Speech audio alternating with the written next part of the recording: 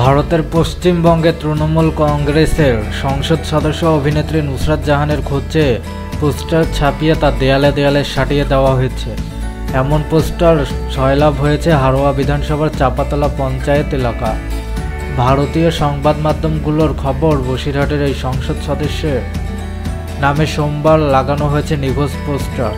শাসক দলের গোষ্ঠীদ্বন্দ্বের জেরেই এই ধরনের পোস্টার পড়েছে বলে দাবি বিরোধী শিবিরের, যদিও অভিযোগ অস্বীকার করেছেন তৃণমূল নেতারা। দেবঙ্গা ব্লকের হারোয়া বিধানসভার চাপাতলা পঞ্চায়েতটি বসিরহাট লোকসভার অন্তর্গত। সোমবার এই পঞ্চায়েতের কেয়াডাঙ্গা এবং চাপাতলা এলাকায় অভিনেত্রী সংসদ সদস্য নুসরাত জাহানের নামে নিখোঁজ এবং সন্ধান চায় পোস্টার দেখা যায়। কোনো পোস্টারের নিচে লেখা সাধারণ জনগণ, আবার কোনোটায় লেখা প্রতারিত জনগণ।